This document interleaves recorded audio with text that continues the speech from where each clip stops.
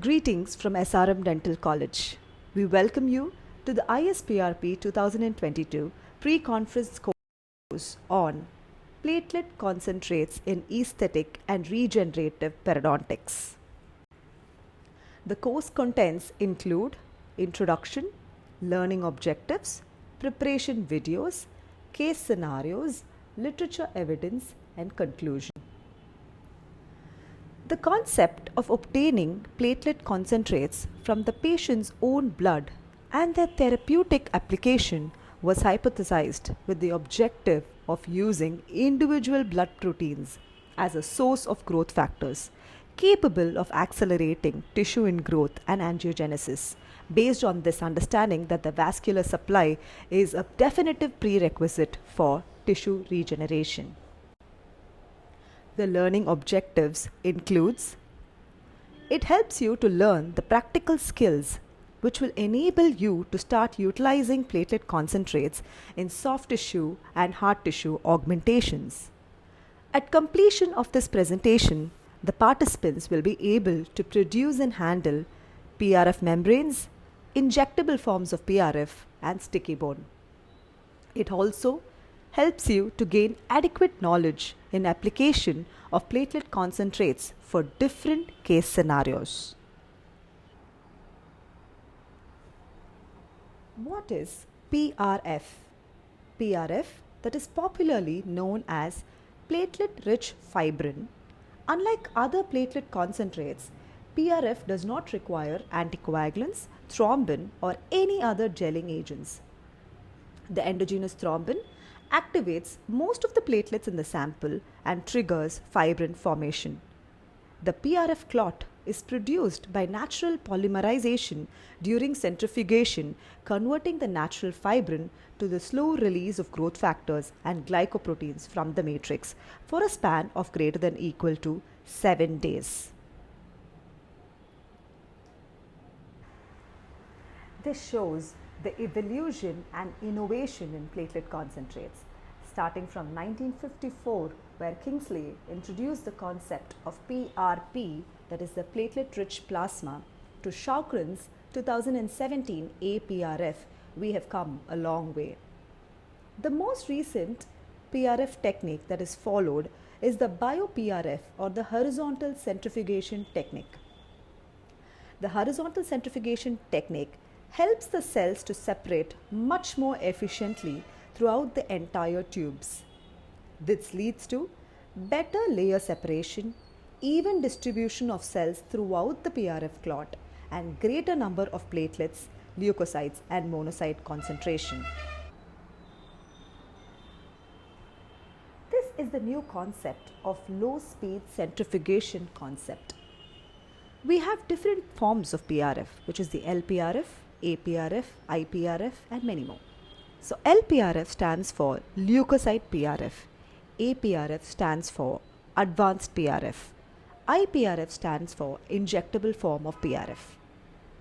The low speed centrifugation concept helps in the reduction of the RCF, that is the relative centrifugal force, that not only helped in the even distribution of cells, but also it helps to provide a broad buffy coat with an increased number of entrapped inflammatory cells and platelets migrating deeper into the matrix of the clot. The LPRF protocol, as you can see, involves a 2700 RPM, 12 minutes for a 700 Gauss or an RCF, whereas the APRF protocol follows a 1500 RPM at a 14-minute time zone with a 200 Gauss centrifugal force, or the G force. So there is an active reduction of centrifugal force from 700 Gauss to 200 Gauss from the LPRF to the APRF protocol. Moving on to the PRF membrane preparation video. 10 cc of intravenous blood is collected from the peripheral veins. Once the 10 cc of intravenous blood is collected from the peripheral veins, it is transferred to standardized PRF tubes.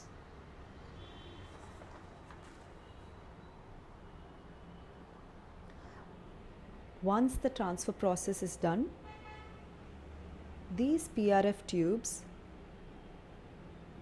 are taken for immediate centrifugation. This is the machine, which is a preset machine with an APRF protocol that I already spoke about, with 1500 RPM and a 12 to 14 minute time zone, with a 200 Greyer relative centrifugal force. Once that is done, we have obtained three different layers, which includes the red layer, which is the RBC layer, a buffy coat that is rich in platelets, and a yellow layer, which is the WBC rich zone, and the topmost layer, which is the acellular plasma that is most often discarded. Now this is the PRF cloth that is obtained. The RBC layer, that is the red layer, is attached at the bottom. Though the previous concepts have actually told us to completely remove the RBC layer, the recent concepts have accepted a 0.5 mm of RBC layer alongside the PRF clot.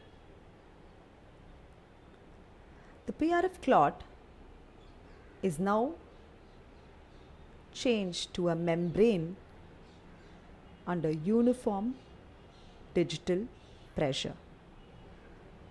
Though we have different techniques, including the titanium chambers that apply an uniform pressure, we still have followed the conventional technique of using firm digital pressure. Now this results in the uniform distribution of force and helps us to obtain a uniform thickness of your PRF membrane.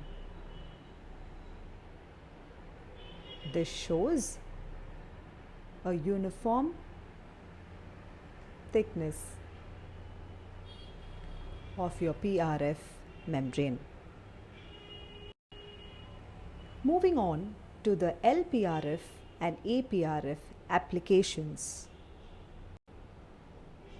It helps us both in soft tissue augmentation and hard tissue management.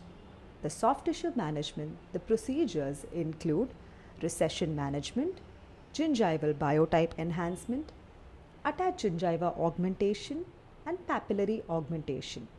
Hard tissue management involves intrabony defect management, socket augmentation, ridge augmentation, and periapical lesions. Moving on to the different case scenarios where we have used different forms of PRF membranes, let's move into the case scenarios. This is a case scenario of coronally advanced flap with an LPRF technique. Isolated Kairos RT2 recession, which involves both the marginal as well as the papillary loss, was observed in the 2-3 region. After completion of phase 1 therapy under LA, a modified coronally advanced flap was elevated using a split full, split thickness approach, and the interdental papilla was deepithelialized. The recipient site was prepared by RSD using various curates. Surgical area was sufficiently irrigated with saline. LPRF membrane was obtained according to the Chaucrin's protocol previously mentioned. The membrane was adapted onto the recipient site, and the flap was coronally advanced and sutured onto place using the 3-0 Vicryl interrupted and sling sutures. The sutures were removed at 2 weeks, and at 6 months post-surgery, 100% root coverage was obtained. This is another case of coronally advanced flap with a novobone putty alongside LPRF. Isolated Cairo's RT2 recession defect was diagnosed in relation to 1-3. Under LA, flap elevation was carried out as De Sanctis and Zuccoli's technique of 2007 with a split full split approach. As the same as the previous procedure, the internal papilla was deepithelialized and the root surface was prepared by the area specific curettes. After a thorough saline irrigation, a bioactive glass putty, that is the novobone, was adapted onto the recession defect. An LPRF membrane was adapted over the graft. The flap was further coronally advanced and sutured with 3-0 vicryl sutures. The 1-year follow-up showed complete marginal root coverage as seen in the picture. The next case shows a technique of tunneling along with LPRF to increase the width of attached gingiva. As you can see, in the lower anterior, the 3-1 area, there is an insufficient width of attached gingiva. This case report shows that a pouch was created in relation to 3-1 and an LPRF membrane is placed to augment the width of the attached gingiva. Satisfactory results were obtained after a span of 3 months. The next case report shows an augmentation of a suprabony defect with an LPRF membrane. A simplified papilla preservation flap was elevated in relation to 1-6 and 1-7. A suprabony defect was identified and LPRF membrane, according to the protocol that was followed previously, was placed in relation to 1-6 and 1-7 to improve the soft tissue parameters. Postoperative review taken after a span of 6 months has clearly demonstrated significant reduction in both PPD and CAL and soft tissue augmentation.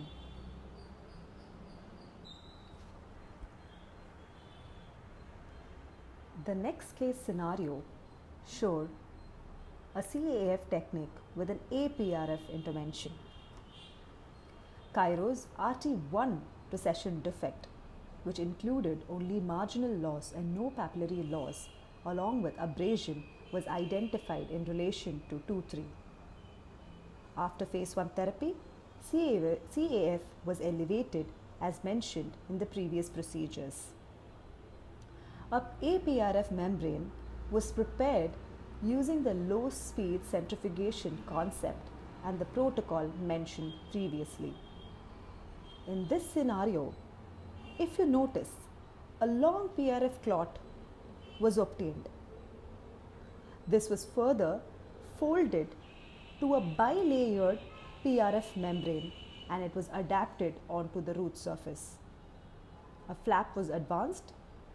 A coronally advanced flap was sutured onto place with a 3-0 vicryl sutures and 100% root coverage was obtained at the end of 6 months. This case scenario showed a coronally advanced flap with an APRF technique for multiple recessions. So CAF and APRF technique, as mentioned previously, is being followed here. A PRF-APRF membrane is sutured onto place and satisfactory results were obtained. This video presentation demonstrates a APRF membrane which is tucked onto place in the region of 2-1, 2-2 and 2-3. We followed the tunneling procedure here to tuck in the APRF membrane.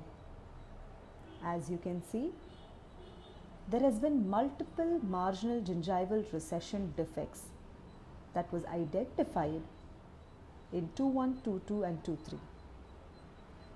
Following phase 1 therapy, a subperiosteal tunnel was created using the tunneling knives.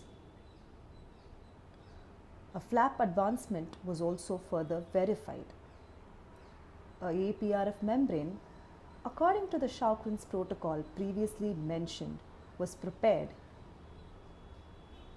The membrane was slowly tucked into the preparing tunnel and flap was sutured using a 6-0 vicryl reinforced with composite restorations.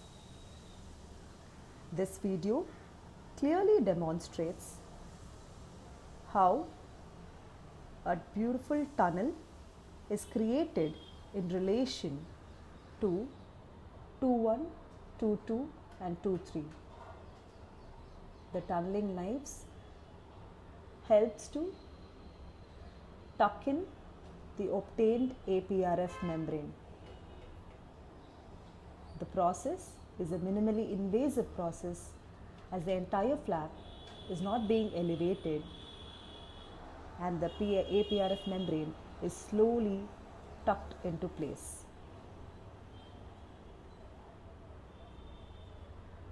For multiple tissue recessions, the tunneling along with an APRF technique is a promising technique.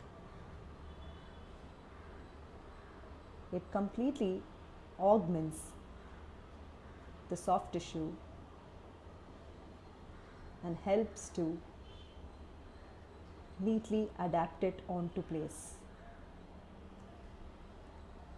In this case scenario, the follow-up clearly revealed there was 100% root coverage in 2.1 and 2.2 in the early healing phase.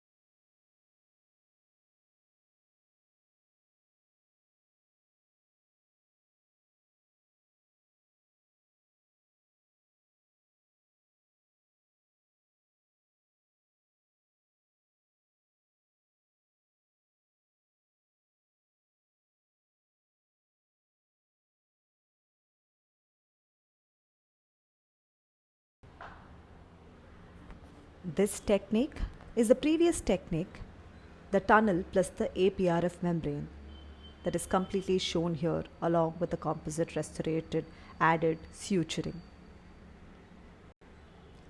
There is sufficient literature evidence on PRF against the recession management. The APRF in recession management, there are numerous case reports by Alam et al. 2017, Tuttle et al. In 2018, Nalina Kumari et al. In 2020, Shekruti et al. In 2021. All of them have case reports that have shown the advantage of using APRF. Samira et al. In 2018 is the only reported RCT on APRF in recession management. The LPRF in recession management, there are numerous studies. As there are many studies, there are conflicting reports as well. There is a meta-analysis by Morosini et al. By 2016, Lee et al. In 2019 and Rodas et al. In 2020, which have shown that PRF matched the gold standard CTG, the connective tissue graft, in terms of root coverage percentage, PPD and CAL. Where there was a difference is the keratinized tissue height and the biotype of the gingiva. All along, we had seen the recession management and the usage of LPRF and APRF. In this procedure, we are looking at the papillary augmentation using the LPRF membrane. A tunnel was done in relation to 1-1 and 2-1 to augment the interdental papilla, and the incision was given at the attached gingiva just beneath the mucogingival junction. Palatally, a pouch was created without severing the interdental papilla. Through the tunnel created on the buccal side, LPRF was placed over the crest of the interdental bone, which extended onto the palatal side over the crest of the bone. There was satisfactory interdental papillary fill on review after 6 months, as you can see in picture D. There is sufficient literature evidence on papillary reconstruction with PRF. D. Singh et al. In 2019 conducted an RCT and observed that a split thickness flap along with PRF is effective in increasing the interdental papillary reconstruction.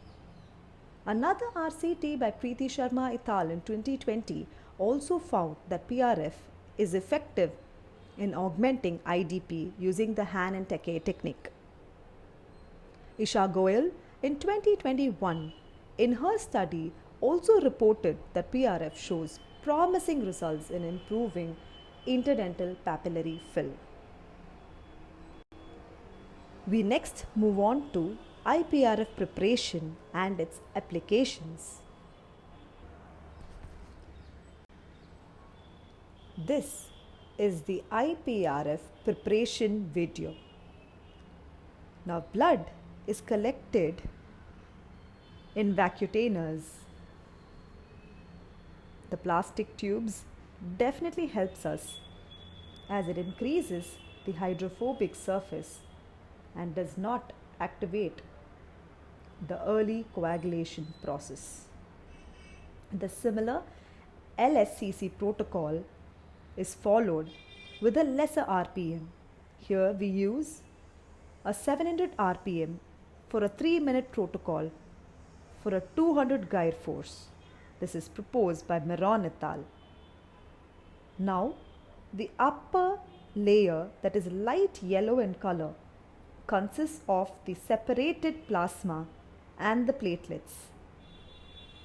Now, this is the injectable form of PRF. IPRF has a lot of applications. It is used as an adjunct to non-surgical periodontal therapy. It is used as a local drug delivery agent. It is used as a papillary augmentation procedures. It is used in the root canal disinfection, root biomodification, and in the preparation of sticky bone. Now, this is a case of IPRF in papillary augmentation. As all of us know, black triangles definitely poses an aesthetic concern to many patients. Now, this patient underwent a flap surgery 12 months back and is now had come with a complaint of black triangles in the anterior area. Now, IPRF is prepared as per the LSCC protocol previously explained. A fine needle, that is an insulin needle for example, was taken and IPRF was injected onto the attached gingiva, interdental papilla, both in the buccal as well as the palatal aspects. Now, the same procedure was repeated on a weekly basis, on weekly intervals. So, it was followed for the first week and second week, up to a span of 4 weeks. Now, at the end of 4 weeks, we were able to see a complete closure of your black triangle. Again, this patient also came with a similar complaint of a black triangle in the anterior area. A similar process of injectable PRF was done on a weekly basis for a span of 4 weeks. And at the end of 6 weeks, we have seen a complete papillary fill. Now, this is a process where an IPRF is used along with a phase 1 periodontal therapy. After scaling and root surface debridement, IPRF gel is delivered into the periodontal pocket. The pocket entrance was protected by a resorbable periodontal dressing. IPRF is a proven antimicrobial anti-inflammatory agent. After obtaining IPRF, we have to wait for a span of 15 to 17 minutes for gelation. Moving on to our next concept of sticky bone. Sticky bone is a culmination of IPRF along with a bone graft material.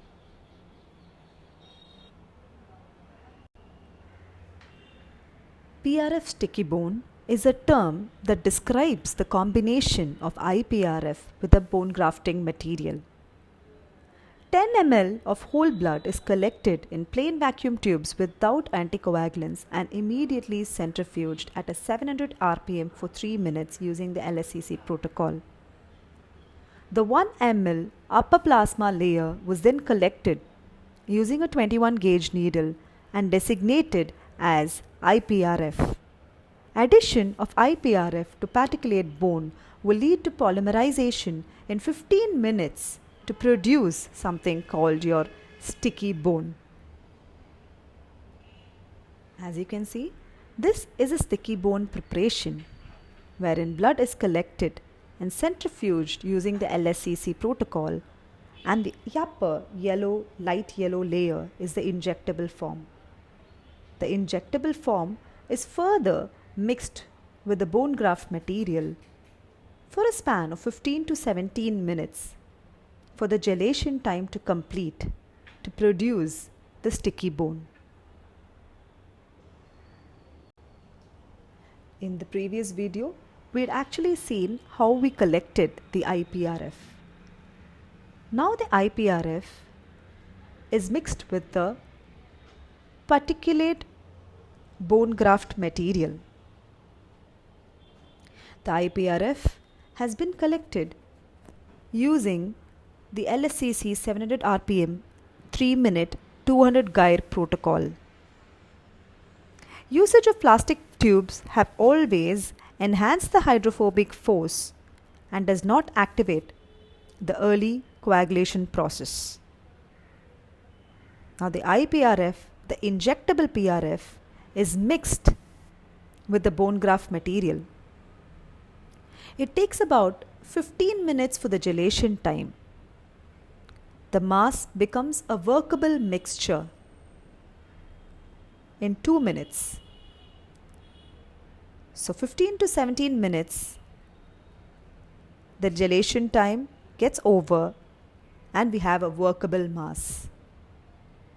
Further to which it becomes a coherent mass and it is of no use. So this has to be done in a span of 15 to 17 minutes.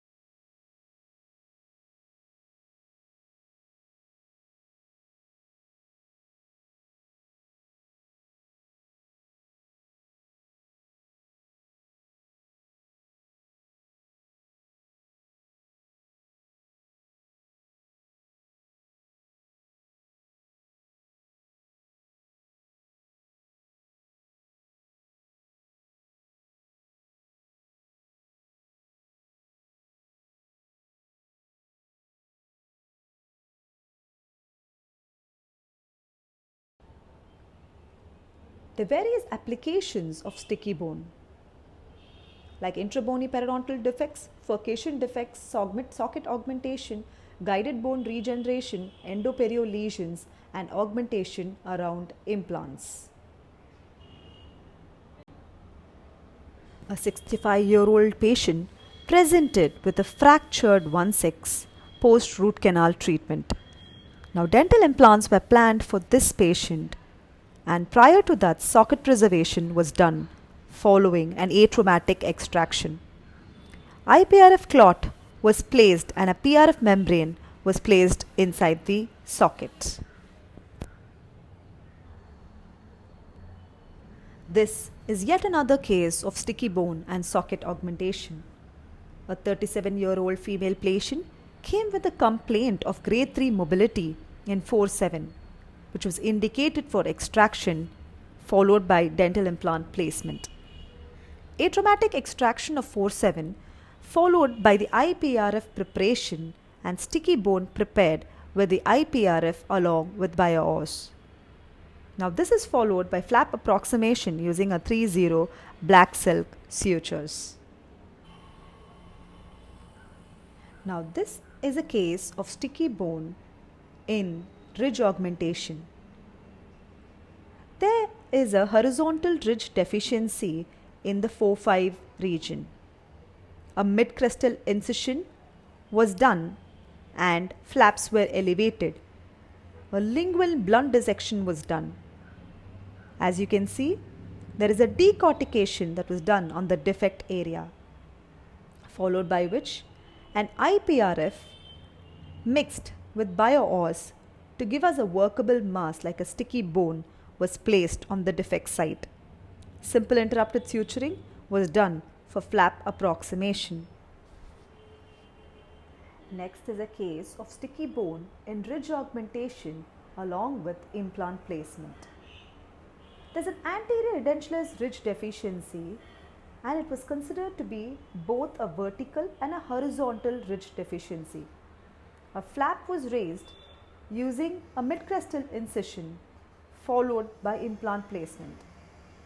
An autogenous bone graft was placed over the exposed implant threads, and followed by this we placed a sticky bone along with IPRF and bio-os. A titanium mesh was further placed on top of this, and a PRF membrane was placed over the titanium mesh and sutured onto place.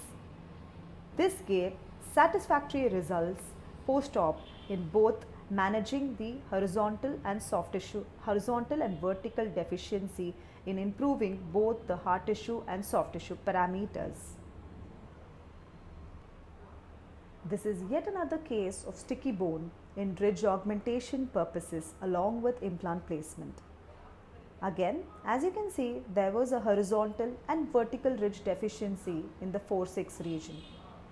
Ridge augmentation was planned, and an IPRF along with bio-os sticky bone was followed by titanium mesh placement was done.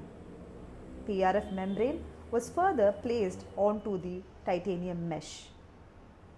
Following augmentation and implant placement was done. There has been sufficient literature evidence for sticky bone. There are several case reports by Waleed et al., Ahmad Marvin et al., Ramesh Soni et al., and Tahir Abbas Rupwala et al., Bhargavi Preeti Kappa et al., which has shown the usage of sticky bone. Waleed et al. Had clearly shown the usage of sticky bone in dehiscence defects around implants.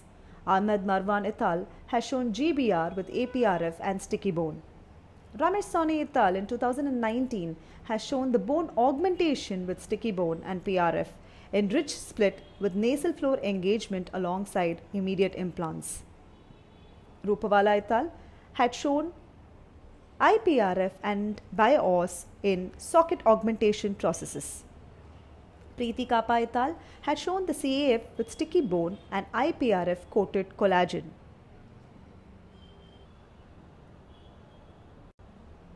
Now we have clearly seen the various surgical techniques, clinical scenarios of different forms of PRF, including the LPRF, APRF, IPRF, and the sticky bone.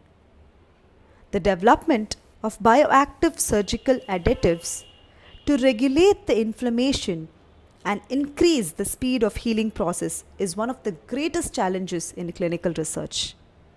In this sense, PRF appears to be a natural and satisfactory alternative with favorable results and low risks. PRF alone or in combination is a promising minimally invasive technique with low risks and significant clinical outcome. We thank you all for the patient listening. Have a wonderful day. Thank you.